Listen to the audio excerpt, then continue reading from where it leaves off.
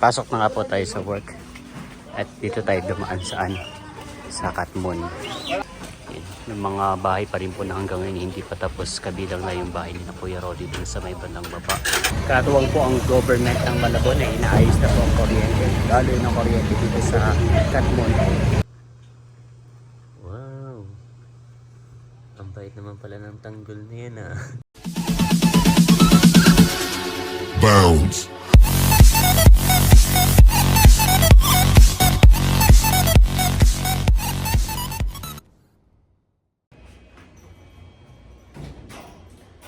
Kumusta mga kayami? Isang masaya at isang masarap na vlog na naman ang pagsasaluhan natin. For today's episode ay papasok na po tayo sa work. Nakapolo na tayo. It's giving estudyante sa IRIS. Eulogio Amang Rodriguez Institute of Science and Technology dyan sa may sa Nagtahan. Ayan. So, gantong-ganto po yung kulay. Nag-aral po ako dati doon ng first year sa IRIS. Doon din po nagtapos ng tourism si Milot. Yan, so gantong-ganto yung kulay, naalala ko lang. Pero hindi man ako naka-beige na bali naka-black naka-black pants. Ayan. Dahil kung magbe-beige ako ay talagang sobrang taga-Iris na yung dating ko. So papasok na nga po tayo sa work. Time check 9:30. Then 30 minutes na lakad papunta sa Robinsons Town Mall, Malabon.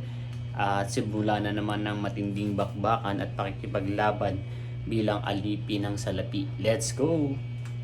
Tanggol! Tanggol!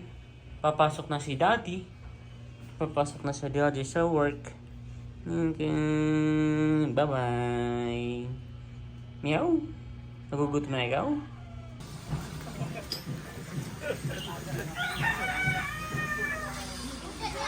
Yung mga kayami. Pasok na nga po tayo sa work. At dito tayo dumaan sa Katmon. Sitio sa East.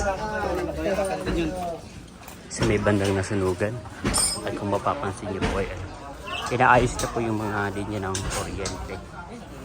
So sana magkaroon ng kuryente this year.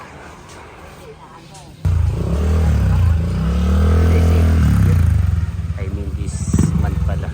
Dahil it's been 3 months or 3 to 4 months na simula po na nagkasunog dito sa Katmon.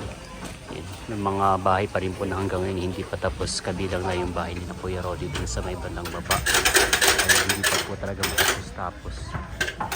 Pero at least meron ng nagkakapit ng linya ng kuryente ngayon ay magkakakuryente na po.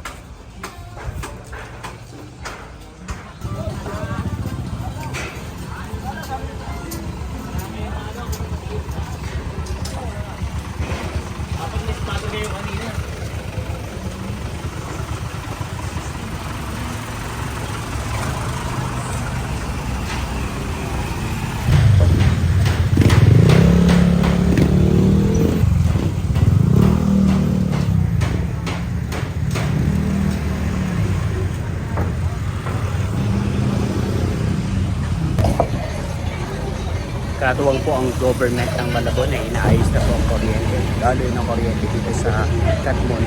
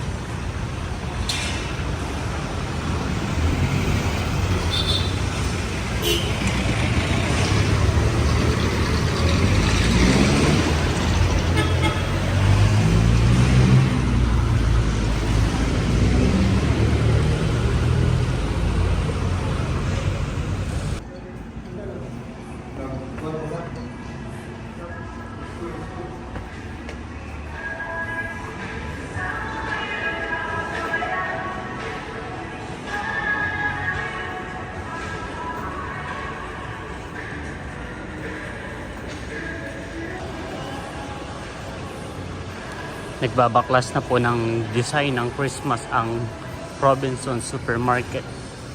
Natanggal na po yung mga Christmas lights at saka po yung mga ibang decors.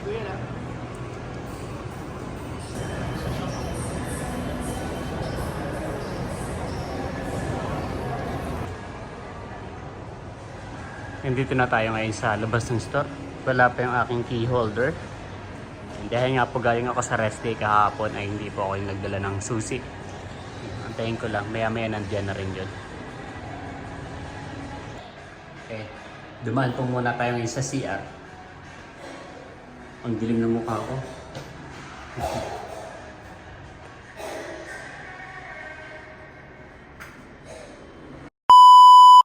Nag-chat po sa akin si Atnels na papabili po siya ng sapatos para kay Idro.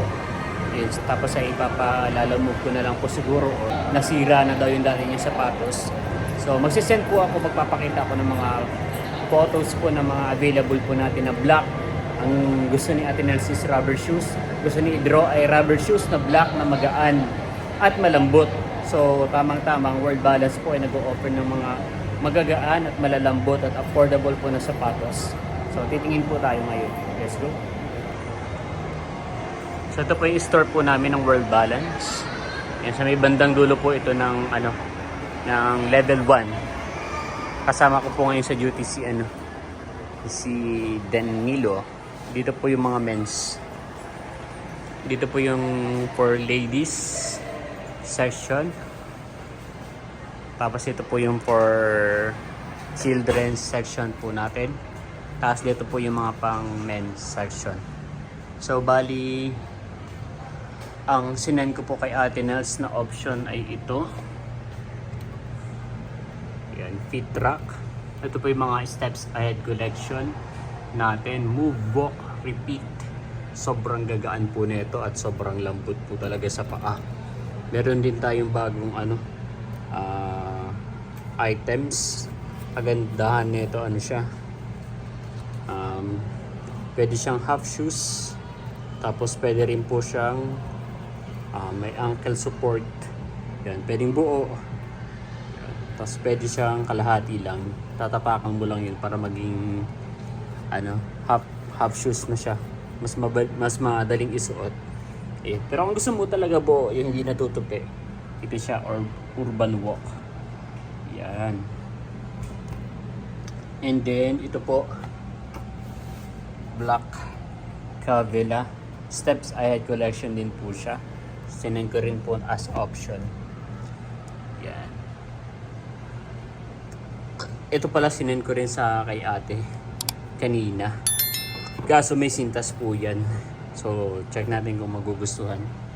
And then ito sinend ko rin po.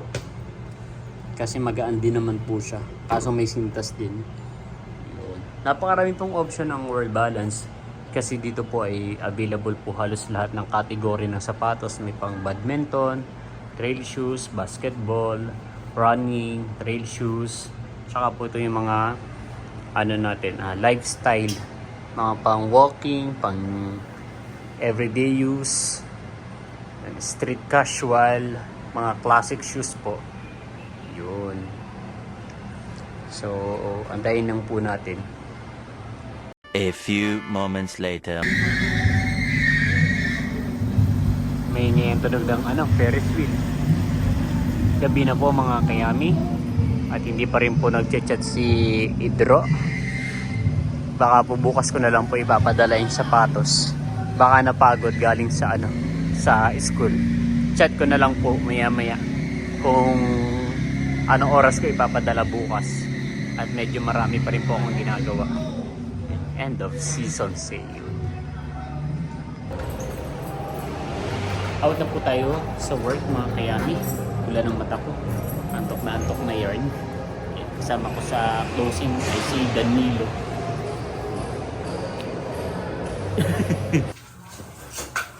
Kakain na po tayo mga kayami. Ang ulam po natin ngayon ay yakisoba. Tapos ano kaya to? Spaghetti. It's a prank. Pansit. Parang nung birthday pa to ni Anding Nasa ref naman po ito kaya iniinit lang. Tapos meron po tayo ditong itlog. Wow, sarap. Tapos po ay carne norte. Yan. Ito talaga ang buhay pagkatapos ng bagong taon. At ang aking uno, balita ko kumain ka na ah. Bakit excited pa rin yan? Ha? Bakit excited pa rin ang aking uno? Skirt. Parang gusto pa kumain na ito ah. Maunas yan ah, maunas. Wow.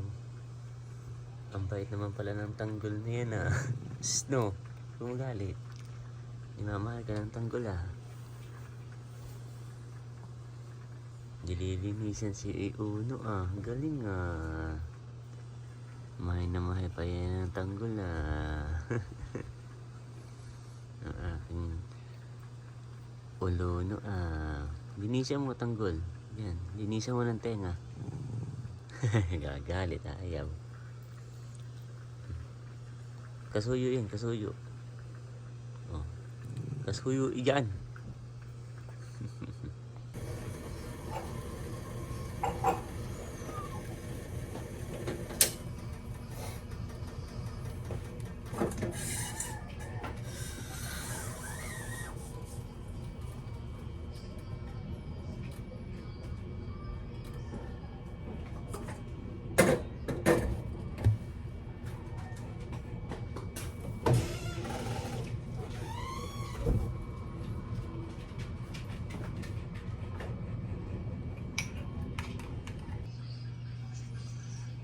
Basta mga kayani, kagigising lang po natin at magkakape na po tayo.